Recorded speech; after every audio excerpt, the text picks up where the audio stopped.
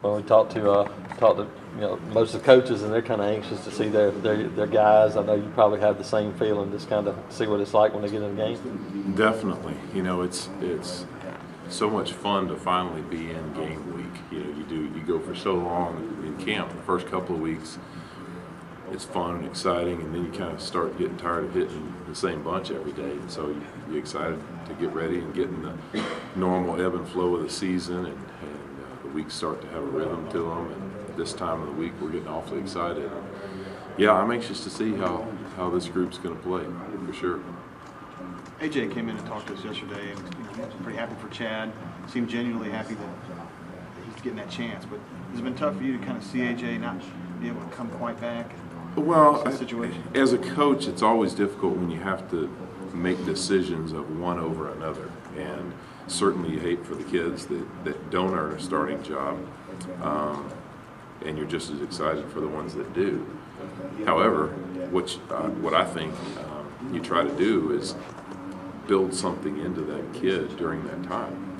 If a kid doesn't win a starting job, whether it's AJ or Blake Burgess or whoever it might be, you talk to them about how you can become a better man in going through this situation, and how are you going to handle it, and are you going to be ready when the team needs you. And one thing I can say about AJ is he's got a great attitude. The first week of camp, I think he was struggling a little bit, still didn't completely trust that leg. Then he was banged up and out for a few days, and then he came back, and about the last week and a half he's really come on, had a great attitude, really been working to get better, actually been, I think, encouraging to some of the young guys.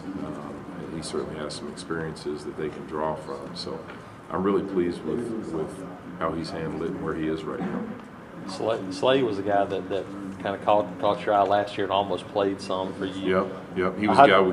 How different is he now than he was even last fall? Well, last fall, obviously, he showed us that he had the ability, and that's why we kept him up with us, kind of keeping him ready in case of emergency. But at the same time, when you can do that, you give a kid a chance to learn more. What he's really done this fall has been different than what he's done any time before, is just play with confidence, because I don't know that he has a lot more ability than he had then. I mean, he's a little stronger, and certainly losing weight this summer helped him. I mean, he was, 330, 335 all of last year. He's about 305, 307 right now, and so he's moving a lot better, but he's just playing with a lot more confidence, and he's toughened up a lot. He's gotten to the point where I can chew on him, and it doesn't seem to bother him like it used to. So really been pleased with him as a run blocker, especially. He's just such a big, powerful kid. He's got great hips. He's got a lot of fast twitch for a kid that big, and excited to see what he's going to do this Saturday. Is there some clear separation between that first group and the second group? Are there really some guys that are right on the cusp of being able to get in there? I think there was there was enough separation that we didn't have to flip a coin for it. I mean, the five guys that earned those jobs earned them. I'll say that first. The five guys that are starting clearly deserve to be our five starters right now. Now, I've told them all that doesn't mean that it couldn't change at some point, because I've been in a lot of seasons where the guy's not performing well, and another guy, particularly maybe a young guy, is coming on and ends up beating a guy out, playing, starting game 4 or game 5 or something like that. So that could still happen, but at this point, I feel very confident that we got the right five on the field. Are there 2 or 3 other guys that are close enough that I feel okay about them in a game and are still making progress? Yeah. Jeff, you talk about what kind of pushed Reese over the top and what Blake probably.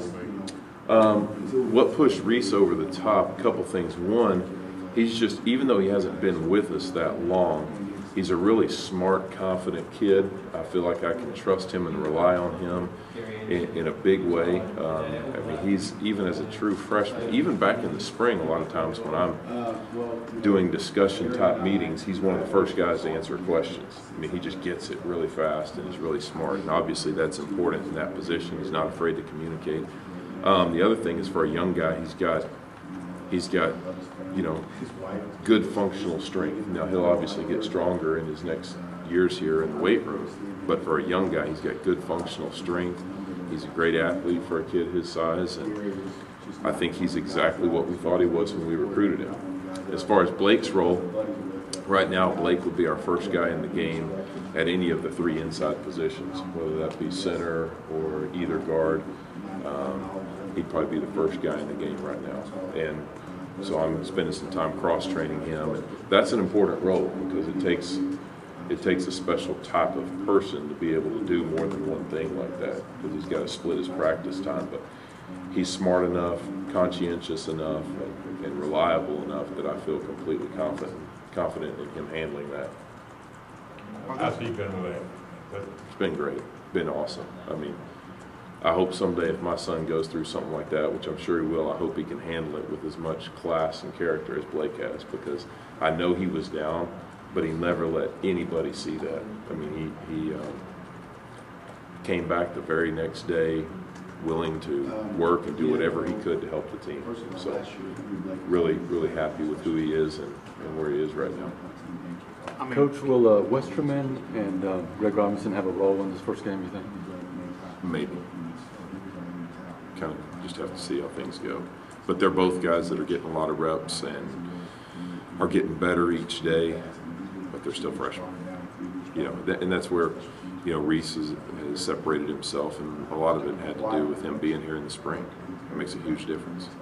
In light of Reese's relative experience, are there things you can do to make things easier for him up there? I mean, maybe less calls or different diction or whatever? Well, I'm going to give him just as much as he can handle, but in terms of the overall number of calls that we give, what I'm looking for this year is some of the other intelligence and experience within the group to help him out. You know, last year we relied on Ryan Pugh a lot to get things straight. I mean, he pretty much ran the show up there, and everybody did what he told them because they knew that he knew a lot more than any one of them did. Now, there were certainly times when somebody else might jump in when he needed a little bit of help, but he ran the show, clearly. And I always want my center to do that. But the nice thing for Reese is he's got 2 guys right next to him that are really smart, very conscientious, and even though they haven't started, they've played a lot of football, and this is their 3rd year in this system. And those 2 guys, in Jerry Cooper and John Sullivan, even though they haven't started for us, they've both played in a lot of really big games. I mean, both those kids have been involved in our punt team and our field goal and extra point team for the last couple of years. So they've played in big games, so I don't think the pressure or the anxiety is going to get to them. And they're both smart kids, and I think they'll be able to help him out in that regard. Do they can they call it out? They can, yeah. I want my center to do it, but there are times when center might need a little bit of help. And so there have certainly been times in practice, and I'm sure there will be on Saturday, where one of those guys will just recognize the front and the appropriate call before he does, or at times maybe even correct him. And that's okay, because it is a collective effort up there. And the bottom line is, before the ball snapped, that the 5 of us are all on the same page. And the tight ends and running backs, as they're involved in our run schemes and pass protection as well. So, yes, there are times where they'll certainly be involved in making some calls too. And it's not just the center making all the calls, because typically the center might make one call for one side, and then you got to have the guard and tackle make another follow-up call on what they're doing with their side. So I think the overall intelligence level and reliability of this group is going to be good.